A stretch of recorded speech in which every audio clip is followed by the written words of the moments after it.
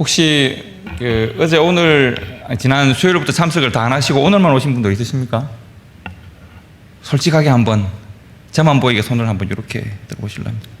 예, 그러신 분이 예, 알겠습니다. 좀 설명을 좀 드리고 하겠습니다. 요셉 프로젝트는 그냥 이름을 그렇게 붙여봤습니다. 요셉 프로젝트는 이제 제가 성경을 통해서 가장 많이 은혜 받는 한 사람이 있다면 요셉이고, 또 요셉처럼 우리의 삶이 하나님이 주신 그 은혜로 지켜지는 삶을 사는 것이 좋겠다고 해서 붙인 이름이 요셉 프로젝트이고요. 실은 이제 제가 배운 이름은 셀프 카운슬링 프로젝트입니다. 셀프 카운슬링은 뭔가 하면 이제 제가 공부했던 신학교에 Dynamics of Biblical Life라는, 그러니까 영적 삶의 역동성, 성경적 삶의 역동성이라는 제목의 강의가 있습니다. 상담을 시작하면 제일 먼저 배우는 수업이라고 보시면 됩니다. 어떻게 하면 영적으로 그 능력 있고 힘 있는 삶을 우리의 과거나 우리의 삶의 질곡들이 우리를 넘어뜨리지 않고 우리가 하나님의 말씀 가운데 바르게 살 수 있을까? 상담자가 되려면 먼저 자신을 좀 바라볼 수 있어야 되기 때문에 가장 먼저 가르치는 과목이 그 과목이고요. 여러분과 제가 5일 동안 하고 있는 내용은 그 과목 내용들을 풀어서 여러분들하고 함께 나누는 것이라고 보시면 됩니다. 그러니까 이 내용들이 저로부터 나온 것이 아니기 때문에 안심하셔도 됩니다.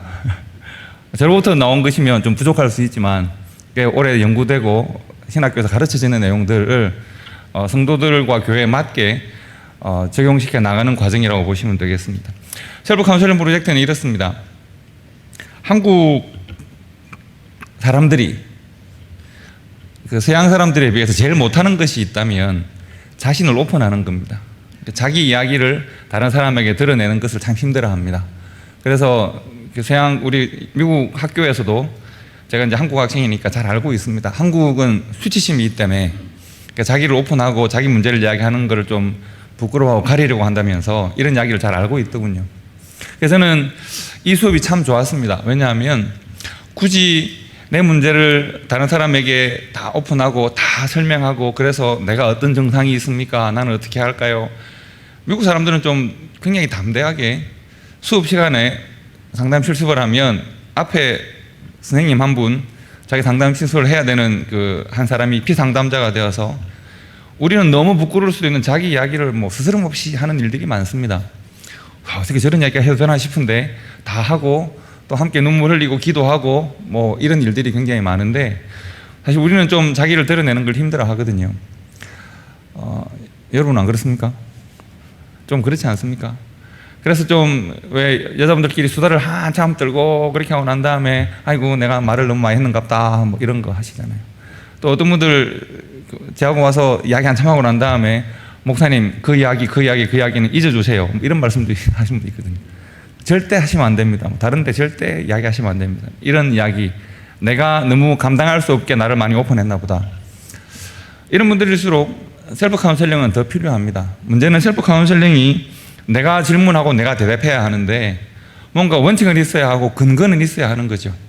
내가 질문하고 대답하면 다 내 편이지. 나는 내 편이니까.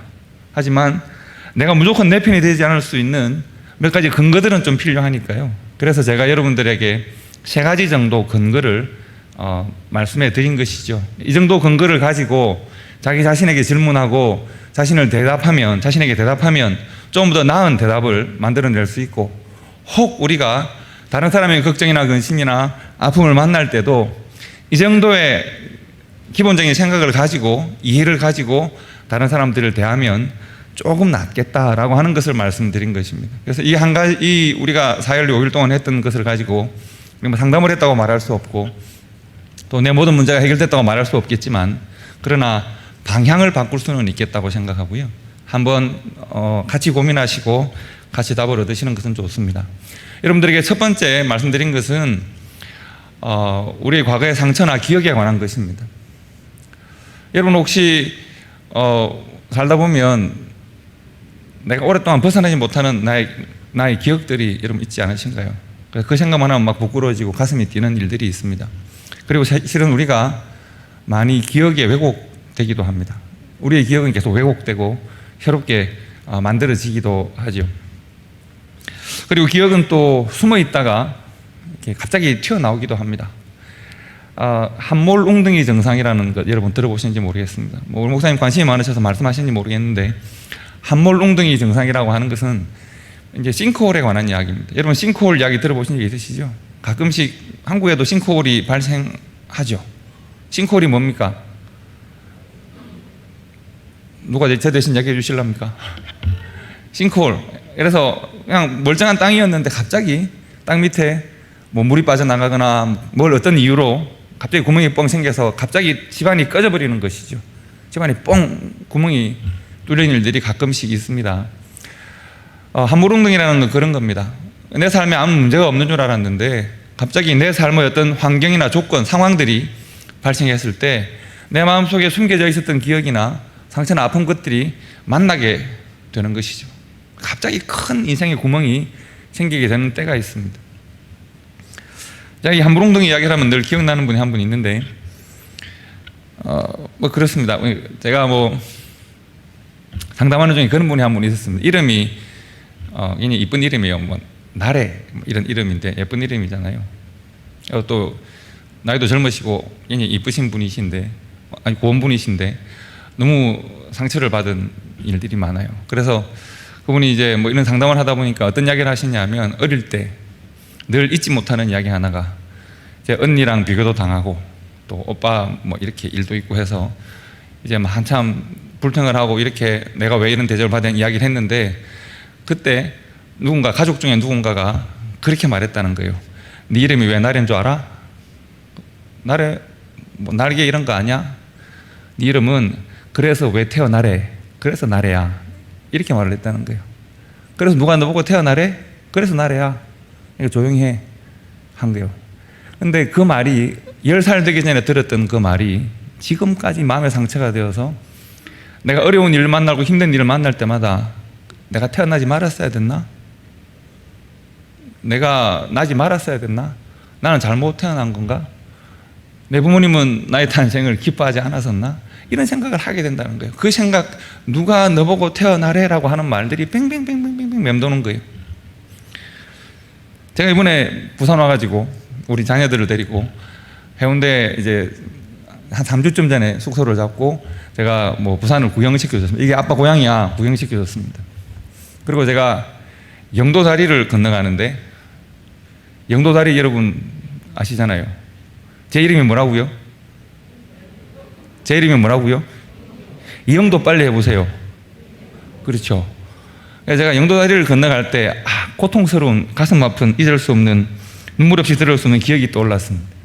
어릴 때 우리 부모 친척분들, 왜 어르신들이 왜 저 놀리는 걸 좋아했습니다. 제가 놀리면 어떻게 놀리시냐면, 제가 눈이 어릴 때 컸습니다. 지금은 살이 밀려가 눈이 작아졌는데요. 어릴 때는 제가 눈이 컸거든요. 그래서 제가 이렇게 있으면 제가 이렇게 이 큰 눈에 눈물 흘리는 걸 보려는 걸 좋아하셨던 것 같아요. 그래가지고 저한테, 야 엉도야, 너 이름이 왜 엉도인 줄 알아? 왜요? 영도다리 밑에도 좁아 온 거야. 왜 어리실 때 우리 어르신들은 그렇게 좁았다는 말을 그렇게 많이 하셨을까요? 제 이름이 엉도인 이유는 영도다리 밑에 좁아가지고 엉도라는 거예요. 그래서 제가 이게 영도다리가 내 고향인가 이런 생각을 많이 했죠. 근데 우리가 어릴 때나 혹은 상황이 좋지 않을 때 들었던 한마디 말이 평생 기억나는 때가 있습니다. 제가 어르신들이 그 말을 할 때도 상처를 그렇게 대단히 많이 받지 않았던 이유가 하나 있습니다. 왜냐하면 이제 우리 어머니랑 제가 너무 닮았습니다. 그래서 제가 가만히 보니까 어르신들이 거짓말 하시는구나. 우리 엄마랑 저랑 꼭 닮았거든요. 그래서 제가 뭐 저는 상처를 나래라고 하는 분보다는 덜 받았던 것 같습니다. 함몰웅덩이 증상이라는 게 그런 겁니다. 우리의 삶의 어떤 삶의 상황과 내 삶에 남아있는 조그만 웅덩이 하나가 만날 때가 있습니다. 우리의 과거의 기억과 상처로부터 자유롭지 않기 때문에 그렇습니다. 제가 상담했던 한 분은 이제 입양을 당하신 분이 있습니다. 그런데 이제 그 입양을 하신 이 부모님이 워낙 좋으신 분이어서 정말 잘 키워주셨습니다. 그리고 이제 어릴 때 이분이 얼핏 기억하는 것은 자신을 두고 누군가가 친척들이 수군대는 소리를 들었습니다. 뭐 딸이 어쩌고 입양 어쩌고 친부모가 이런 이야기를 들은 적이 있는데, 내가 이 부모로부터 워낙 많이 사랑을 받았기 때문에 뭐 지나왔었습니다. 나이 40이 되었습니다. 그러니까 시어머니가 이제 미국으로 오셨습니다. 미국으로 오셔가지고 자기 이제 아들이 있는데 아들 중에 하나가 좀 마음이 아픈 아들이 있습니다. 마음이 좀 심각하게 아픈 아들이 있어서 그 시어머니가 이제 그 집에 미국에 오셔서 이제 뭐 가정 일도 도와주시고 특별히 이제 마음이 아픈 이 아들을 많이 돌봐주셨습니다. 근데 시어머니가 미국에 오신 지 거의 1년 뭐 지나서 영주권도 이제 따고 해서 이제 이 아들을 돌봐주시고 아들이 또 마음 아픈 아들이 할머니 사랑을 워낙 좋아하니까 전적으로 사랑해 주시니까 잘 지냈었는데 근데 갑자기 할머니가 아프기 시작했습니다. 이유 없이 갑자기 계속 토하시고 아프니까 이제 미국은 워낙 치료비가 뭐 또 많이 들고 뭐 여러 가지 이유가 있어서 한국으로 가는 게 좋겠다. 한국에 있는 형제분들이 오셔서 할머니를 모시고 한국으로 돌아오려고 했습니다. 한국으로 가려고 하는 때에 이 이제 마음이 아픈 이 아들이 할머니 가지마 하고 울고 막 이렇게 울고 하니까 이제 안 가시면 안 됩니까? 미국에 치료를 받으시면 안 될까요? 뭐 이런 이야기를 하는 중에 갑자기 내 아들이 내 시어머니로부터 이 마음 아픈 아들이 버림을 받나? 이런 생각을 하고 뭐 하는 중에 갑자기 어릴 때 자기가 들었던 그 말, 입양, 친부모 이런 말들이 갑자기 귀에 왱왱거리고 크게 들리기 시작한 거예요. 그런데 정말 이제 이 시어머니가 많이 편찮아지셔서 한국으로 돌아왔어요. 자기 아들이 할머니를 보내고 슬퍼하는 모습을 보면서 그 슬픔이 100배 1000배 자기 마음에 증폭이 되어버렸어요. 가득 차버렸어요. 그래서 갑자기 이분이 남편과 의논 없이, 남편을 너무 잘 따르시는 분이고 두 분이 사이가 너무 좋은 분인데 남편과 의논 없이 갑자기 이제 미국으로 그 부모님들이 다 미국에 계셨으니까요. 아버지한테 찾아간 거예요. 그 자기를 입양해서 너무 잘 키우신 아버지한테 찾아갔어요. 찾아가서 아버지, 그러니까 너 왔니? 했을 거 아니에요. 내 친부모가 누구예요? 물어본 거예요. 그러니까 이 아버지가 이제 입양을 한 지 40년이 지났는데 너 이거 내가 너 친부모지. 거짓말하지 마세요. 친부모가 누구예요? 내가 난 친부모야. 거짓말하지 마시라고. 바르게 이야기하지 않으면 당신 아버지를 인정하지 않겠다고. 정말 신앙이 좋은, 정말 착하기 짝이 없는 분이신데 그 마음속에 불타는 분노가 폭발이 되고, 그래서 남편 되시는 분이 당신 왜 이러냐고, 이렇게 실수를 하냐고 해도 놓으라고 발버둥을 치면서 내 친부모를 대라고 발버둥을 쳤어요. 오빠가 왔어요. 거기는 원래 아들 하나만 있었는데 나이 차이가 좀 나게 예쁜 딸을 입양을 한 거였거든요. 오빠가 와서 너 이게 무슨 짓이냐고 그랬는데 필요 없다고, 당신 내 오빠 아니라고 야단을 했어요. 발버둥을 치고 난리가 나고, 그때는 차마 그 오빠나 그 아버지가 이제 그 이야기를 해주지 못하고 그날은 돌아온 것이죠. 그리고 상담하러 온 거예요. 이분이 자기가 했던 그 말, 자기를 그렇게 사랑해준 오빠와 부모님께 했던 말 때문에, 죄책감 때문에 너무 괴로워해요. 목사님 너무 부끄럽고 내가 왜 그랬을까요? 그런데 목사님 나는 친부모를 찾고 싶어요. 그런데 친부모를 찾고 싶어요. 그럼 집사님 찾아서 어떻게 하시게요? 왜 나를 버렸는지 묻고 싶어요. 그래서요. 그런데 하고 싶어요. 내가 뭘 원하는지 모르겠는데 하고 싶어요.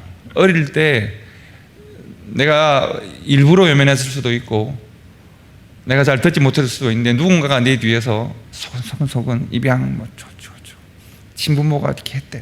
그 말이 계속 귀에 들려 견딜 수가, 잠이 오지 않아요. 뭐 어떻게 됐을까요?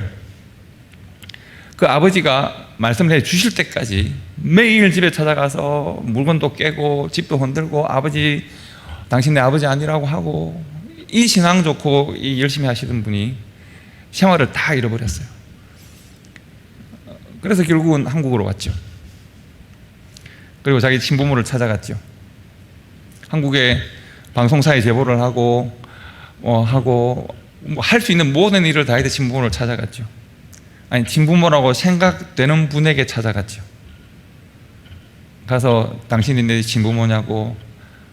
그분들은 당신이 누구십니까?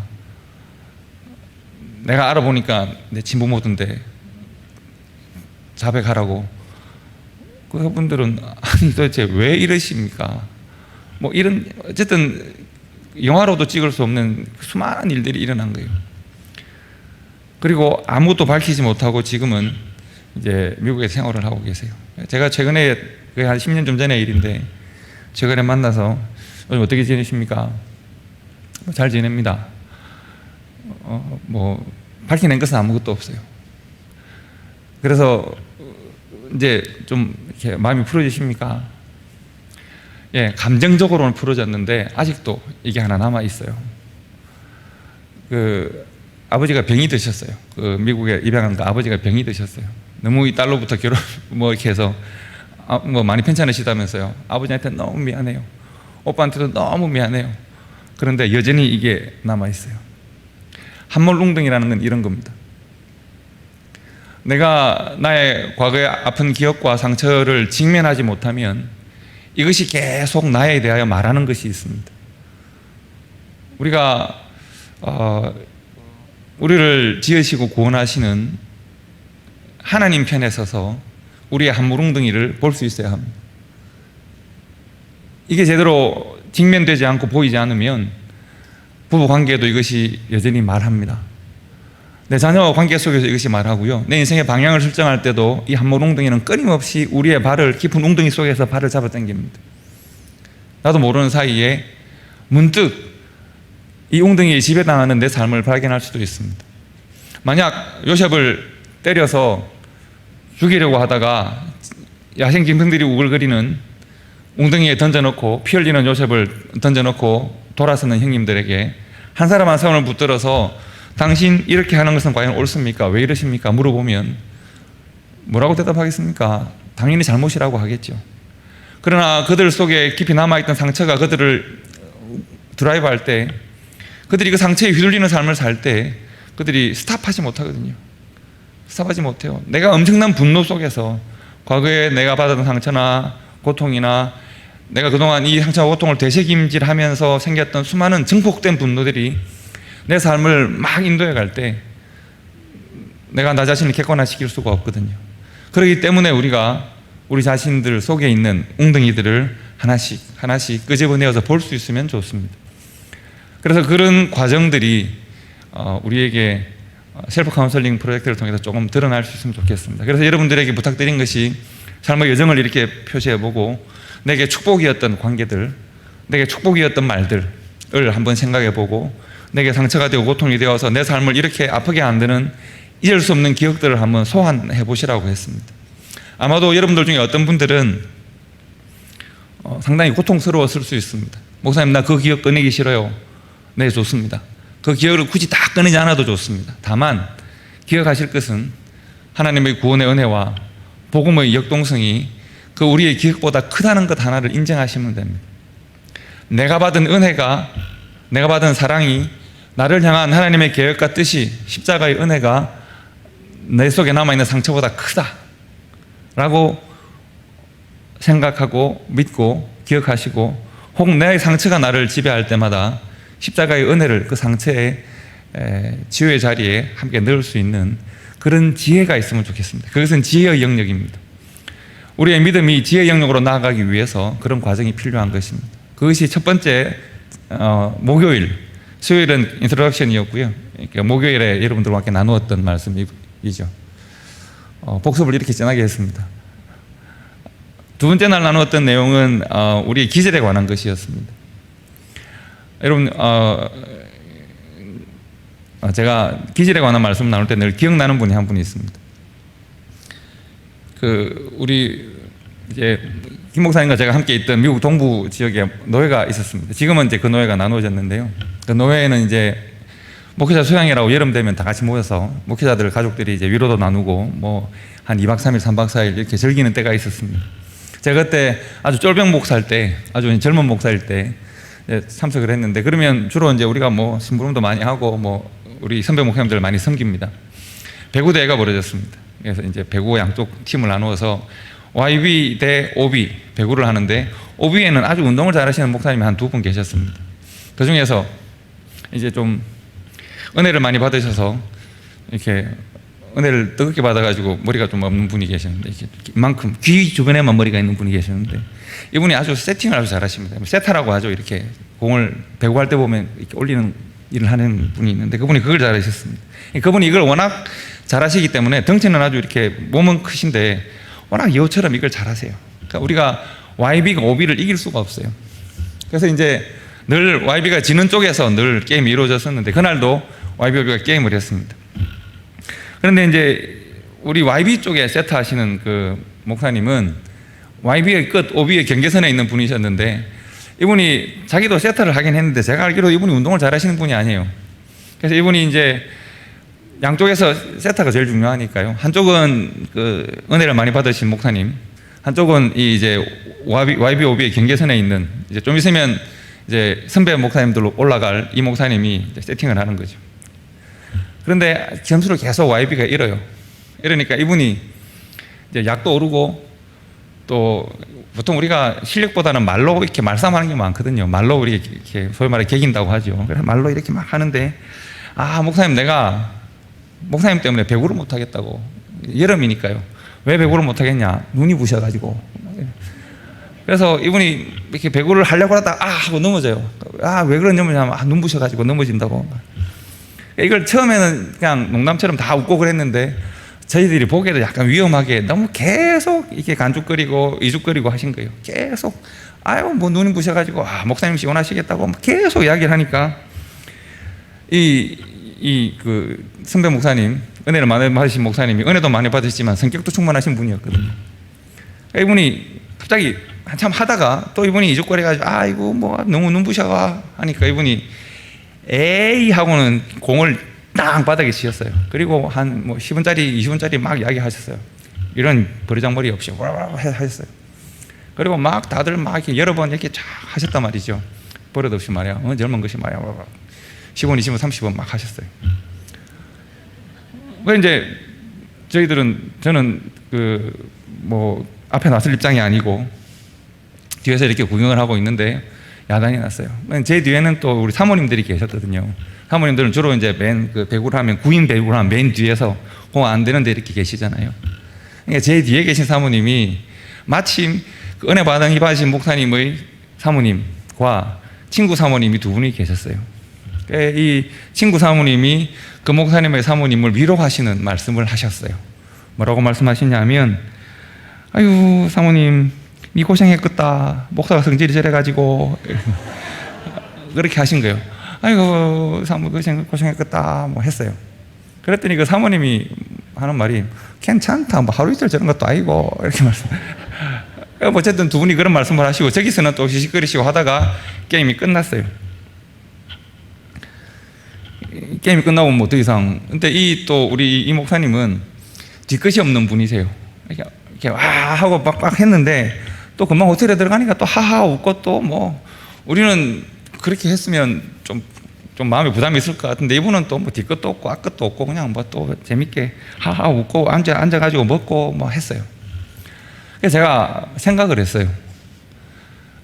그 목사님 참 좋으신 분이세요. 의리도 있으시고 후배들 뭐 잘 사주시고 모임도 이렇게 하면 늘 자기 주변에 후배들 앉히셔서 딱 떠들고 이야기하는 거 좋아하시고 그래서 제가 생각을 했죠. 참 좋은 선배님이시다. 그런데 옆집에 살기는 싫다. 혹 천국에 가서도 안 만나면 좋겠다.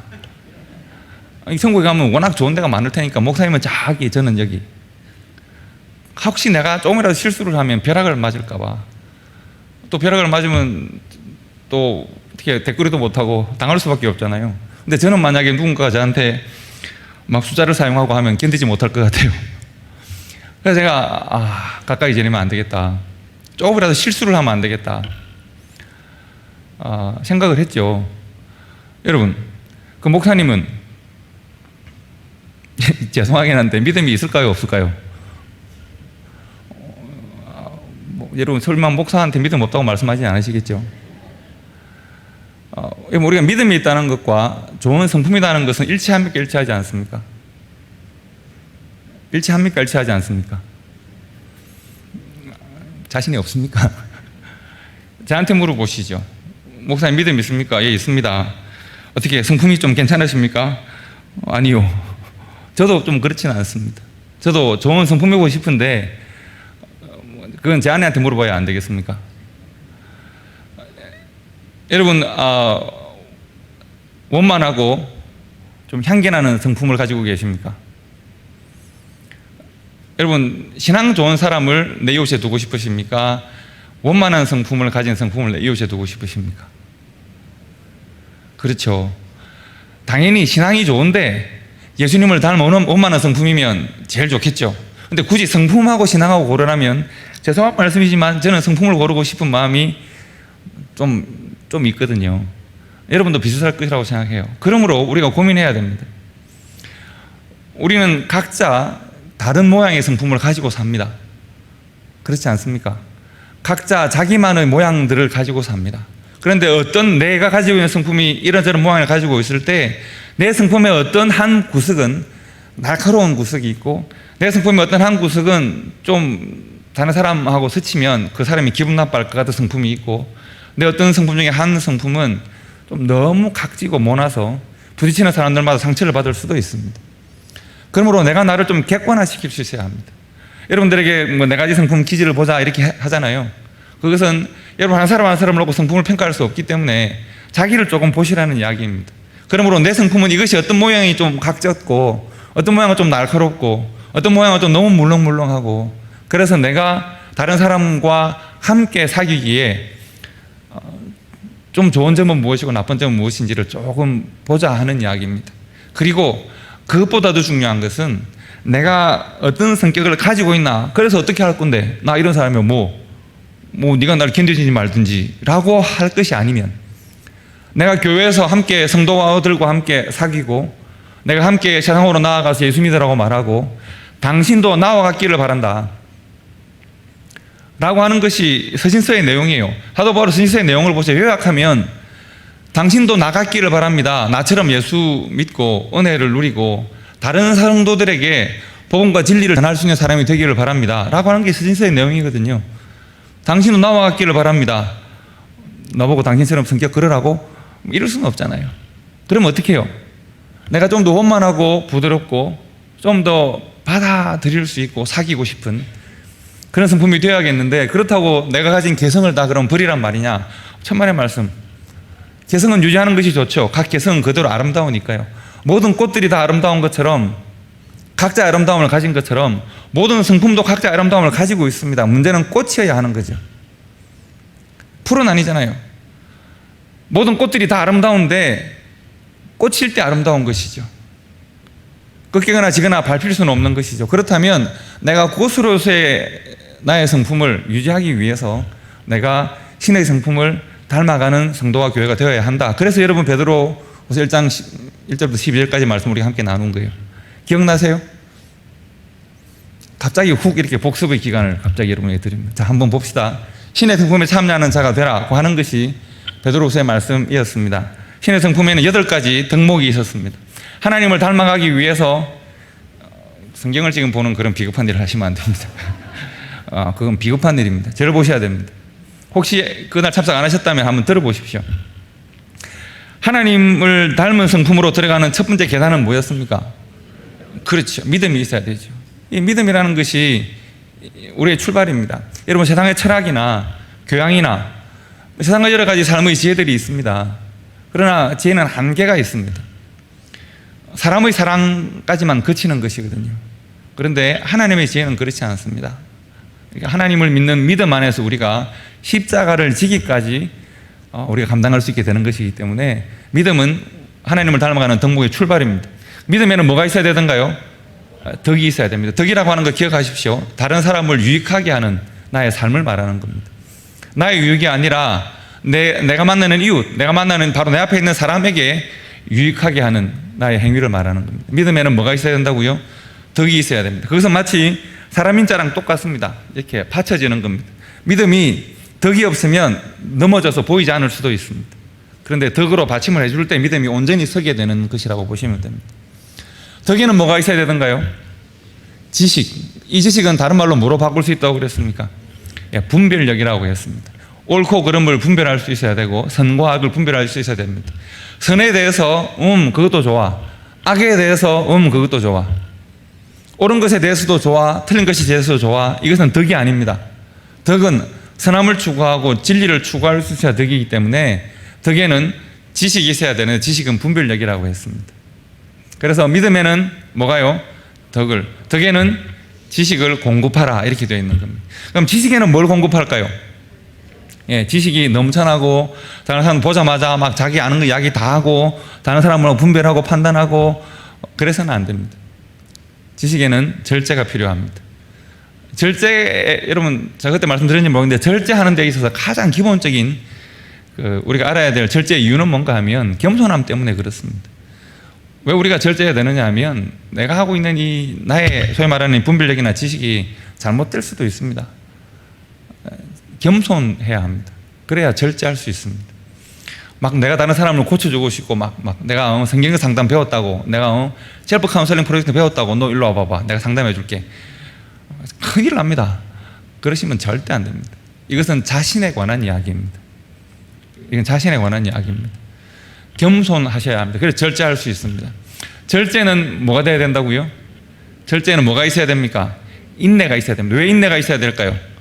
성격 급한 사람들은 자기가 참거나 분노를 억누른 것들을 다 기억한다니까요. 그래서 인내하지 못하는 절제는 실은 절제가 아닙니다.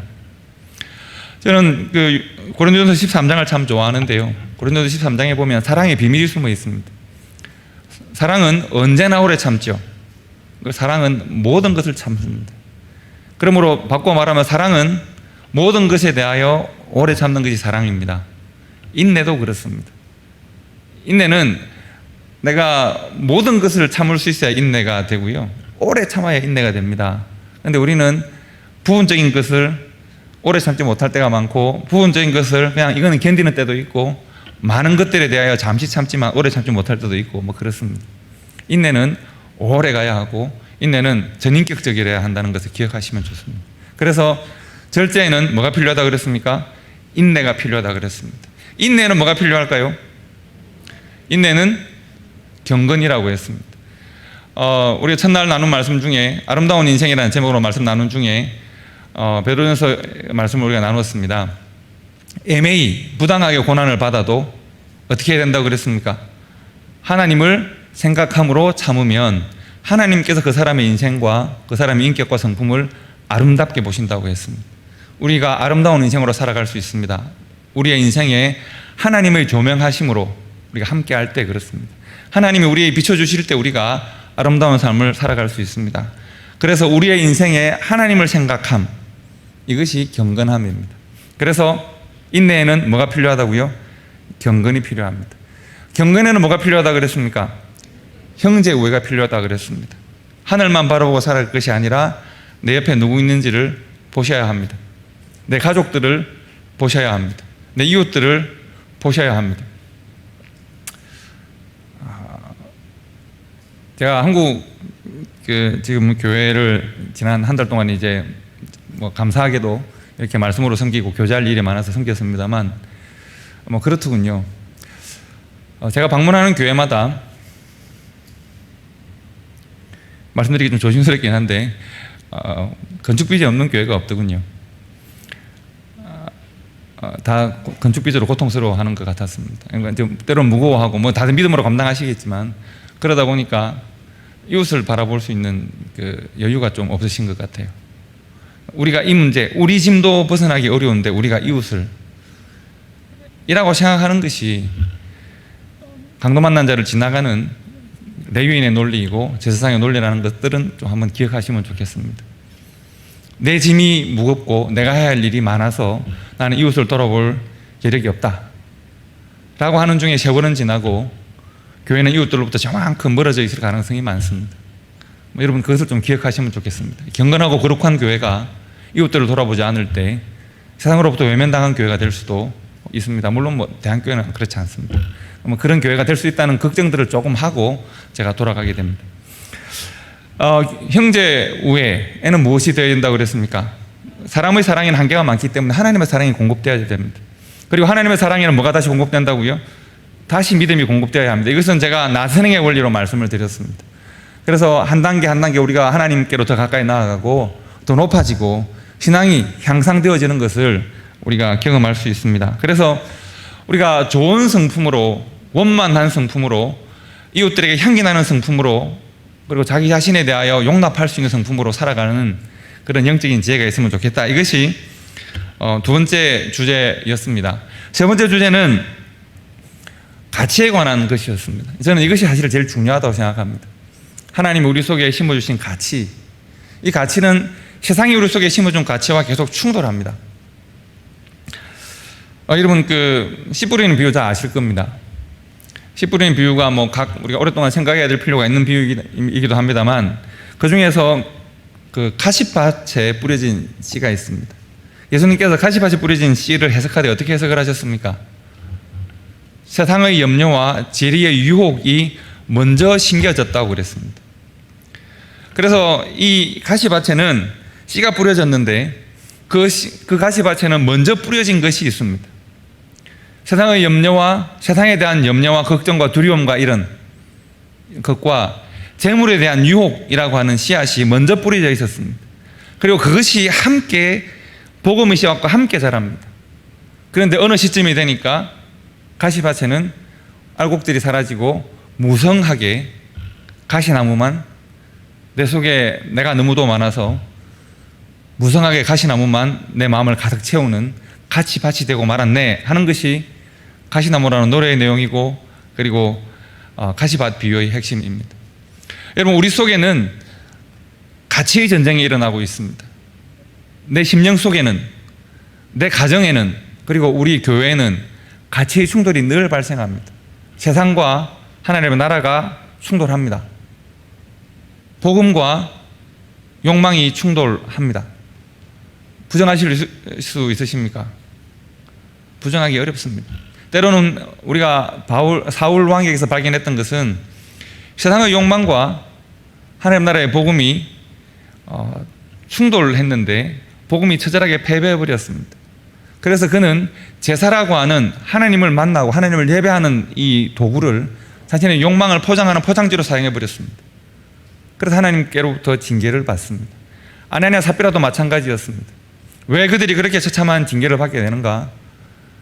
하나님을 예배하는, 헌신하는 것을 자신의 욕망을 포장하는 포장지로 사용했단 말이에요. 결국은 하나님께서 그들을 징계하시는 것을 볼 수 있습니다. 이것이 우리가 우리 속에 있는 가치를 점검해야 되는 중요한 이유라고 보실 수 있습니다. 여기까지가 복습인데 어떡하죠? 우리 김 목사님께서 오늘 지난 참여 못하고 오늘만 참여하시는 분도 있다고 해서 제가 나이는 많지는 않지만 어떤 그런 마음이 있어서 복습을 한번 해봤습니다. 오늘은 실은 이제 여러분들께 핵심적인 말씀들을 다 드렸기 때문에 오전에 우리가 나누어야 할 이야기가 무엇인지를 말씀드렸고, 오후에는 꿈에 대한 이야기를 좀 하려고 합니다. 오늘 제가 오다가 인상적인 걸 봤는데 엘리베이터에 보니까 청년부 수련회가 제목이 꿈꾸라이더군요. 꿈꾸라. 참 좋은 제목입니다. 여러분, 이게 묻습니다.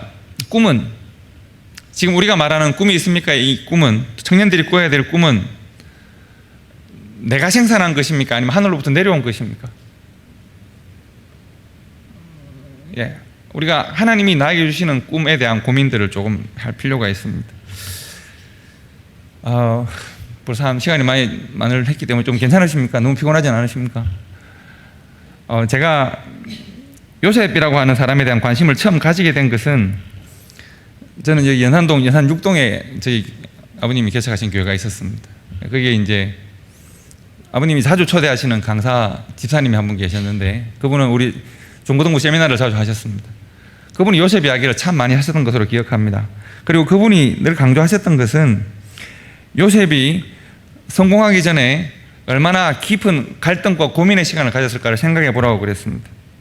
그래서 요셉이 얼마나 형님들에 대해서 이를 갈고 복수를 꿈꿨을까를 생각해 봐라, 이런 이야기를 하셨던 기억이 있습니다. 그 전체적인 내용은 기억이 안 나지만 그런 기억이 있습니다.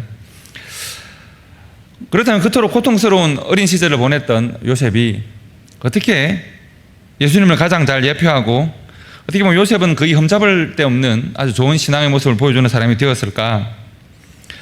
요셉이라고 하는 사람은 어떻게 이렇게 훌륭한 사람이 되었을까? 여러분이 요셉 프로젝트를 하시면서 오해하지 않으시면 좋겠다고 싶은 것은 과연 그 힘의 출발이 어디서 나왔을까 하는 것입니다. 요셉이 형님들은 나에게 악을 행하였지만 하나님은 그걸 선으로 바꾸시는 은혜를 주셨고 나는 하나님의 선하심을 선택합니다 라고 하는 요셉의 믿음, 참 훌륭한 믿음, 그러므로 요셉은 참 훌륭한 사람이었네 라고 하는 것을 우리가 생각한다면 좀 오해하시는 겁니다. 지금 저는 여러분들에게 요셉이 참 훌륭했고 위대한 사람이었다 이것을 말하는 것이 아닙니다. 다른 생각들을 좀 해주셔야 됩니다.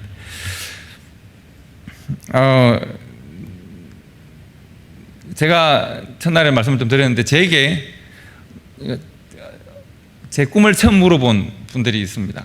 그러니까 어릴 때 제가 5살, 6살 아주 어릴 때 집안 어르신들이 쭉 이렇게 다 오셔가지고 아마 명절이었던 것 같은데 우리 사형제를 앞에 두고 큰형님을 엉천히 앞으로 나와봐. 큰형님이 나오니까 집안 어르신이 물어보셨으면 너 커서 뭐 될 거야? 우리 형님이 뭐라고 했습니다. 그래서 용돈을 주셨습니다. 우리 작은 형님을 불러냈습니다. 그래서 너 커서 뭐 될 거야? 작은 형님이 의사 된다고 그랬습니다. 그래서 용돈을 줬습니다. 그래서 제가 가만히 그 형님들을 용돈을 받고 칭찬받고 하는 걸 보면서 어린 나이에 고민을 했습니다. 그러니까 우리 집안 어르신들은 다 목사님만 장로님들이시거든요. 이 어르신들 앞에 내가 무슨 말을 하면 가장 크게 용돈을 받고 사랑을 받을 수 있을까? 고민을 했습니다. 그래서 내가 고민을 하다가 짧은 시간에 응도 나와봐. 나갔는데 너는 커서 뭐 될 거야? 그래서 제가 목사요. 으아 박수를 치고 드디어 이 목사 집에 대를 이어 목사가 나왔네. 야 응도 너 막 이렇게 무릎에 왔다 갔다가 막 제가 처음 맛보는 영광이었습니다. 인생에 처음 맛보는 영광. 목사가 돼야겠구나. 그리고 지금 제가 뭐가 되어 있습니까? 그 한마디 말은 참 중요한 것 같습니다. 그래서 저는 제가 처음으로 목사가 되지 말까 고민했던 것은 제 고2 때였습니다. 고등학교 2학년 때 사춘기가 찾아왔는데 갑자기 막 모든 게 다 믿기지도 않고 이 꿈이 내 꿈이 아닌 듯한 느낌도 들고 그래서 제가 얼마 전에 동백섬을 혼자 이렇게 산책을 하면서 제가 가본 자리가 하나 있습니다. 그 자리가 뭔 자리인가 하면 제가 어릴 때 해운대에서 자랐고 연산동에서 살았기 때문에 제가 늘 생각할 것이 있거나 좀 낭만적인 정서에 빠지면 늘 해운대를 갔었습니다. 동백섬만 한 바퀴 빙 돌면 마음이 시원해지는 그런 느낌을 받았는데 지금은 산책로가 지금 좀 정말 보니까 정신이 없이 되어 있긴 하던데 그때는 아주 단순했습니다. 이렇게 빙 두르게 되어져 있고 여러분 이렇게 된 철조망 같은 것이 쭉 쳐져 있었습니다. 약간 기억나십니까? 고등학교 2학년 때였는데 하루는 이제 거기도 그날 아주 세상 짐을 다 짊어진 고등학생처럼 터벅터벅 동백섬 올라가고 있는데 그 철조망으로 이렇게 철망으로 장미꽃 한 송이가 딱 튀어나와 있었습니다. 장미꽃 한 송이가 이야 너무 예쁘고 막 어린 소년의 마음에 막 와 이 장미꽃은 나를 위해 핀 것 같고 막 인생의 의미를 제가 막 부여하고 아이고 그래가지고 이것은 나를 위해 핀 꽃이야 제 마음대로 그렇게 한 거죠. 그리고 내가 다음 주에 토요일에 또 와서 봐야지 라고 하고 한 주 동안 장미꽃 생각을 막 하고 막 글도 쓰고 막 이러다가 그 다음 주에 가봤어요. 가봤더니 누가 그걸 또 꺾어간 거예요. 그래 와 막 절망스럽고 세상이 원망스럽고 제가 인호동산 옆에 가가지고 빠져 죽을까 생각도 하고 막 그랬단 말이죠. 그때 나는 목사가 안 되면 뭘 하지? 라는 고민을 정말 심각하게 했습니다. 목사가 안 되면 뭐 하지? 나 뭐 하고 살까?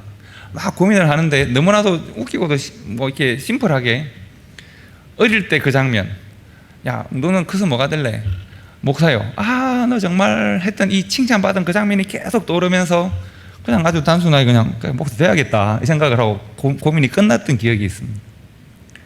저는 그 기억 굉장히 중요하다고 생각을 합니다. 어릴 때 제가 아무것도 모를 때 한 어르신이 제게 던져준 질문이 소중했고 그렇게 살면 그때 어릴 때 제 마음에는 이 어르신들을 기쁘게 할 수 있겠구나 생각을 했지만 고등학교 때는 그런 의미로 살 수 있겠다고 생각을 했지만 대학 다닐 때는 뭐 제 삶은 꽤 격정적이었습니다. 뭐 경찰에 잡혀갔다 오기도 하고 제가 85학번입니다. 그때 아마 학교 다니셨던 분들은 대학 분위기가 어떤지 아실 텐데 대단히 열정적으로 살았습니다. 시끌시끌하게 살았습니다. 다시 한번 고민을 할 때 제 삶의 의미에 대해서 고민을 하고, 어릴 때 제 아버님께서 늘 가정예배를 드릴 때 그런 거 했습니다. 제 아버님은 그 설교를 잘 안 하시고요, 선구를 한 30개 외셨습니다, 제 자녀들과. 그럼 제가 이렇게 아버님이 이렇게 좌우로 흔드시면서 이렇게 선구를 외시는데, 그 중에 하나가 사람이 떡으로만 살 것이 아니요 하나님 입으로 나오는 모든 말씀으로 살 것이 하였네, 그 말씀이었는데, 제가 대학 다닐 때 열심히 운동권하고 뭐 시위하고 잡혀 갔다 오고 하는 중에, 그래서 내가 대학을 졸업하면 뭘 할까, 신앙은 내가 부정할 수 있고 뭐 부정할 수 있고 막 그렇게 생각을 했었는데, 부정하려고 할 때마다 늘 마음에 가득 차게 함성처럼 들리는 말씀이 바로 그 말씀이었습니다. 사람은 떡으로 사는 것이 아니라 하나님 말씀으로 산다. 너는 어떻게 살래? 이 말씀이 계속 제 마음에 맹행거리고 떠올랐습니다. 그래서 너 커서 뭐가 될래? 하나님의 말씀으로 사는 사람. 뭐 이런 답들이 제 속에 계속 일어나서, 그래서 제가 신학교를 가게 되고 이렇게 목회자가 되었습니다. 어릴 때 하나님께서 제 속에 심어주신 꿈은 바로 그런 것이라고 생각을 합니다. 하나님께서는 각 사람에게 각 다른 방향으로 역사하십니다. 여러분들에게도 저와 다른 방식으로 역사하실 겁니다. 우리는 모두에게 그렇습니다. 그렇기 때문에 한 사람의 경험이 모든 사람의 경험으로 일반화될 수는 없다고 생각을 합니다. 제 삶의 여정에서 그렇게 역사하셨던 하나님은 여러분의 각자의 삶에 다른 방식으로 역사하실 거라고 생각을 합니다. 그리고 여러분, 요셉은 어떤 방식으로 하나님 인도하심을 받았을까? 요셉이 어릴 때 참 외롭고 힘들었을 텐데, 요셉은 꿈을 꾸었습니다. 요셉의 꿈은 형님들로부터 환영받았습니까? 부모로부터 인정받았습니까? 그렇지 않았던 것 같습니다. 요셉의 꿈은 거절당하고 버림당하고 왜곡당했습니다. 형님들이 자기에게, 부모가 자기에게 절을 하는 꿈을 꾸었습니다. 그 꿈을 어떻게 해석할까? 어떻게 이해할까? 요셉은 그저 그 꿈을, 내가 이런 꿈을 꾸었는데 말을 했지만, 세상이 요셉의 꿈을 짓밟아 버렸습니다. 그리고 그 꿈을 꾼 그 요셉을 세상에서 없애려고도 했습니다. 내가 그 꿈을 실현할 만한 어떤 의지도 가지지 못한 채 애국의 감옥에서 억울한 일을 누명으로 쓰고 갇혀 있기도 했습니다. 요셉의 꿈은 어디로 갔을까요? 혹 여러분께서 하나님 앞에서 여러분이 생각하시는 거룩한 꿈을 꾸셨다면,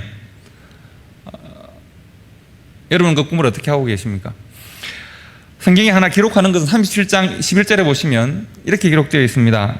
그의 형들은 요셉의 꿈을 꾼 것을 시기하고 요셉이 사랑받는 것을 시기합니다. 다만 그의 아버지는 그 말을 간직해 두었더라 라고 합니다. 아버지가 그 말을 간직해 둔 그것은 믿음의 흔적입니다. 그리고 세월이 지나갑니다. 이후에 요셉의 인생은 딱 두 가지로 갈라집니다.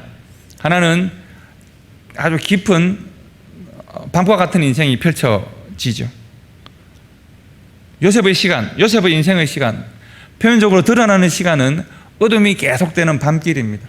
사망의 엄침한 골짜기가 요셉의 삶에 계속 펼쳐집니다. 요셉은 그 사망의 엄침한 골짜기를 극복할 수 없는 듯이 보입니다. 여러분, 그 한 사람의 인생에 이렇게 반복되어서 애매하고 불의한 고난이 다가올 때 우리는 모르는 사이에 지치고 쓰러지고 넘어질 때가 여러분 많지 않습니까? 내가 더 이상 이 고난을 견뎌낼 수 있는 마음의 힘이 없다 라고 하고 포기할 때도 많이 있지 않습니까? 요셉도 그렇습니다. 여러분, 요셉이 술 맡은 관원장을 만나는 때가 있습니다. 요셉이 얼마나 지쳤는지를 잘 보여주는 사건입니다. 요셉이 그야말로 최선을 다해서 믿음으로 살려고 노력했을 텐데 두 관원이 감옥으로 들어옵니다. 한 사람은 술을 맡았고 한 사람은 떡을 맡은 바로를 섬기는 관원장들입니다. 그런데 요셉이 그들의 꿈을 해석합니다. 술 맡은 관원장이 곧 풀려날 것을 요셉이 알았습니다. 그래서 요셉이 술 맡은 관원장에게 하는 말이 있습니다. 당신은 곧 풀려날 겁니다. 그런데 당신이 풀려나면 당신은 곧 바로에게 갈 텐데 바로에게 말을 해주십시오. 나는 이런 잘못을 범할 사람이 아니고 나는 억울하다라고 하는 말을 좀 바로에게 전해주십시오. 여러분, 요셉의 이 말은 참 간절하고 그럴 수 있는 말처럼 들리죠. 그러나 요셉의 소망이 바뀌지 않았습니까? 요셉이 너무 큰 절망 속에 허우적거리다 보니까 내가 하나님께 요통하고 하나님이 나를 구해 주셨으면, 하나님밖에는 구할 분이 없다라고 하는 절박한 신앙을 살아가고 있었는데, 그런데 바로라고 하는 막강한 권력을 가진 사람의 신하가 들어왔습니다. 그랬더니 요셉이 그 끈을 딱 붙던 것이죠. 당신이 나가시면 나를 기억해서 바로에게 말을 해달라고. 여러분, 요셉이 그 부탁을 했습니다. 그리고 꿈꾼 대로 술 맡은 관원장이 감옥에서 나갔습니다. 그때부터 요셉은 뭐 했을까요? 하나님을 기다렸을까요? 술 맡은 관원장을 기다렸을까요? 하나님을 기다렸을까요? 바로의 구원을 기다렸을까요? 요셉은 바로의 구원을 기다립니다. 하루가 지나고 이틀이 지나고 3일이 지납니다. 어떻게 됐을까요? 술 맡은 관원장이 요셉을 까먹습니다. 세상의 희망은 이렇게 허무한 것입니다. 그래서 2년이 지나갔다고 했습니다. 아마 요셉은 그 이전의 몇십 년 시간보다 그 2년이 아마 더 길고 고통스러웠을 겁니다. 그런데 하나님께서는 뭘 하십니까? 이 요셉이 사망의 엄청난 골짜기를 걸어가고 원수의 목전에서 잔을 들어야 하는 이 어려운 삶을 살아가게 될 때, 살고 있을 때 하나님은 뭐 하셨을까요? 하나님은 요셉의 꿈을 하나씩 하나씩 이루고 계십니다. 요셉의 삶에는 눈에 보이는 요셉의 시간이 있고 눈에 보이지 않는 하나님의 시간이 있습니다.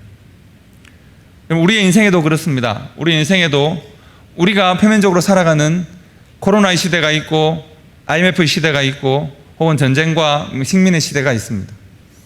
그러나 하나님은 하나님의 시간, 하나님의 때를 만들어 나가시는 분이십니다. 여러분의 삶에서도 그렇습니다. 하나님은 요셉에게 꿈을 주셨고 그 꿈은 하늘로부터 내려온 꿈이고 하나님에게서 시작된 꿈입니다. 하나님은 요셉의 삶에 끊임없이 꿈을 통해서 새로운 모티브를 주십니다. 술 맡은 관원의 꿈을 만나게 하셨고, 그리고 요셉과 아무런 관련이 없는 것처럼 느껴졌던 저 멀리 로마의, 저 멀리 애굽의 왕궁에 있는 바로가 꿈을 꿉니다. 요셉의 꿈과 술 맡은 관원장의 꿈과 바로의 꿈이 도대체 무슨 상관이 있을까요? 아무 상관도 없는 듯한 이 꿈은 하나님의 준비하심으로 연결되어 있습니다. 하나님께서 요셉으로 꿈꾸게 하셨고 술 맡은 관원으로 꿈꾸게 하셨고 그리고 바로로 하여금 꿈꾸게 하셨습니다. 각각 흐르는 것 같았던 각자의 시간이 요셉을 통해서 함께 만나게 됩니다. 그리고 그 꿈들에 대하여서 요셉이 하나님께서 인도하심을 통해서 바로의 꿈을 통하여서 요셉을 인도하시고, 그리고 요셉은 뭐가 됐습니까? 애굽을 구원하는 구원자의 자리에 있게 됩니다. 애굽을 구원하는 것이죠. 그리고 바로의 총리 대신이 되었습니다. 그리고 우리가 오늘 본문을 만납니다. 오늘 본문 말씀을 여러분이 주목하셔야 될 필요가 충분히 있습니다. 오늘 본문 말씀을 다시 한번 보실까요? 42장 9절 말씀을 봅시다.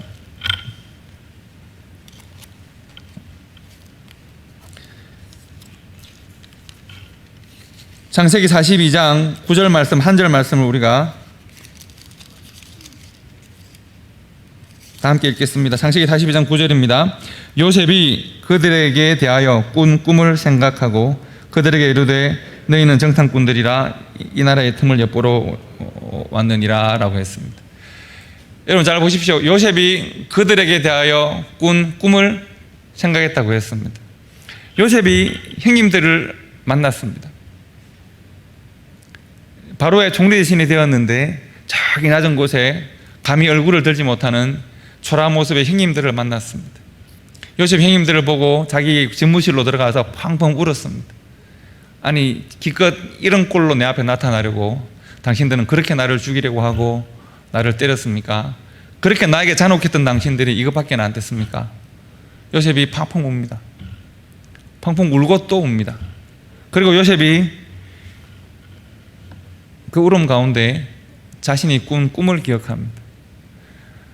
형님들의 이러한 모습과 내 앞에 엎드려 있는 이 모습을 만나기 전에는 요셉이 아직도 어릴 때 나를 꿈꾸게 하신 하나님의 꿈을 이해하지 못했습니다. 그런데 요셉이 형님들을 만나면서 자기 인생에 대한 하나님의 뜻을 깨닫게 됩니다. 저는 그렇게 생각합니다. 이전에 요셉이 형님들에 대하여 분노하는 마음이 있지 않았겠습니까? 내가 아무리 예수를 믿어도 나는 원수를 용서하기 힘들고, 내가 예수를 믿어도 상처는 여전히 상처로 남아있고, 내가 아무리 예수를 믿어도 미운 사람은 밉습니다. 물론 안 그러시겠지만 물론 교회 안에서 그런 미움을 표현할 일이 없으시겠지만 그러나 가끔 그렇기도 하거든요. 요셉도 그랬을 거라고 생각합니다. 하지만 요셉이 나의 과거의 상처와 미움과 나를 괴롭히던 기억에 대하여 자유로울 수 있었던 중요한 시점은 바로 이 시점입니다. 요셉이 꾼 꿈을 기억합니다. 하나님께서 이 장면, 어떤 장면입니까? 형님들이 나에게 엎드린 이 장면을 이전에 벌써 계획하시고 내 삶에 심어주셨지. 그러므로 내가 지금 나 된 것은 나의 노력 덕분입니까? 하나님의 은혜 덕분입니까? 하나님의 은혜 덕분입니다. 이것은 이미 계획된 일입니다. 이 장면은 하나님이 벌써 오래전에 내가 이런 장면을 이해하지 못할 때 하나님이 꿈을 통하여 계시하셨습니다. 그러므로 나는 나의 나 된 것은 하나님의 은혜입니다. 그러므로 나의 나 된 것은 하나님의 축복입니다. 그러므로 나의 나 된 것은 나를 통하여 세상 가운데 하나님의 은혜를 심고자 하신 하나님의 섭리입니다. 그러므로 내가 교만할 수 없고 내가 내 뜻대로 내 삶을 살 수 없고 내가 형님들에게 함부로 대할 수 없습니다. 왜냐하면 지금 나를 이렇게 바로의 높은 곳에 세워놓으신 것은 하나님의 뜻이요 계획하신 것이고 하나님이 나를 통하여 그의 구원을 이루실 것이기 때문에 형님들, 나는 형님들을 책망하거나 정죄하지 않습니다. 하나님이 하실 일은 하나님이 하실 것이요 나는 하나님의 뜻에 순종합니다 라고 하는 고백을 할 수 있게 되는 것입니다. 요셉은 지금 자신의 꾸었던 그 꿈이 이루어지는 놀라운 경험을 지금 하고 있는 것입니다. 여러분, 그가 애매하고 부당한 많은 고난들을 어둠의 시간을 보내었습니다. 그러나 그의 고난의 시간에 하나님을 생각했습니다. 그리고 자신이 생각했던 하나님의 뜻이 지금 이렇게 이루어지는 것을 보고 있습니다. 그리고 우리에게 고백하기를 내 삶은 하나님의 뜻 가운데 하나님의 거룩한 손에 내 삶이 있습니다 라고 고백합니다. 여러분, 이런 아름다운 고백하고 싶지 않으십니까? 내가 하나님으로부터 내 삶이 계획되고 하나님의 섭리가 내 삶을 만들어 가고 있고 그리고 나는 하나님의 뜻 가운데 하나님께 영광 돌리는 삶을 살겠다. 만약 내가 이 거친 환경을 이기고 넘어왔던 나의 삶이 나의 노력이라면 나는 다른 사람에게 분노할 자격이 있습니다. 내가 이렇게 노력하고 애써서 모든 시련들을 다 극복하고 내가 이렇게 위대한 사람이 되었어. 그러므로 나는 나에게 잘못했던 모든 사람들을 책망할 거야. 뭐 그럴 수 있는지도 모르겠습니다. 그러나 지금 요셉이 발견하는 것은 하나님께서 내 어린 고난의 시절에 나에게 꿈을 주시고 하나님께서 그 꿈이 이루어지는 과정을 이렇게 만드셨고 오늘 그 꿈이 이렇게 이루어지고 있구나. 그러므로 나의 꿈을 주시는 하나님, 그 꿈을 실현시키시는 하나님, 그 꿈에 나의 삶의 가치와 의미를 부여하신 하나님, 내가 그 하나님께 순종하는 삶을 살겠다라고 요셉이 지금 고백할 수 있게 되는 것입니다. 저는 우리 성도 여러분들의 삶이 이러한 요셉의 고백과 잘 평행처럼 이루어지는 그런 삶이 되면 좋겠습니다. 하나님께서 주시는 여러분을 향한 거룩한 뜻, 그것이 꿈이어도 좋고 말씀이어도 좋고 하나님의 계획이라고 표현하셔도 좋은데 그 하나님의 허락하시는 그 꿈을 붙드시는 여러분들이 되시기 바랍니다. 그리고 우리의 자녀들에게 하나님으로부터 말미암는 꿈을 심어줄 수 있는 그런 부모의 세대, 앞선 세대가 될 수 있으면 좋겠습니다. 그리고 그 꿈이 하나님께서 주시는 꿈이 하나님의 시간에 역사하고 하나님의 꿈이 사람에 대하여 이루어지는 그런 우리들의 인생이 되면 좋겠습니다. 그런 인생을 하나님이 가장 아름답게 보시고 축복하시고 그런 인생을 통해서 영광을 받으시는 것입니다. 우리 이번 그 프로그램을 참석하신 모든 우리 성도 여러분들, 대한교회 형제자매 여러분들, 하나님의 꿈이 우리의 삶에서 이루어지는 참 아름다운 인생 되셔서 우리의 삶에 그 꿈이 씨앗 뿌려지고 열매 맺히고 그 열매가 세상 가운데 향기로 전거되는 우리 대한교회와 성도가 되시기를 주님의 이름으로 축복합니다.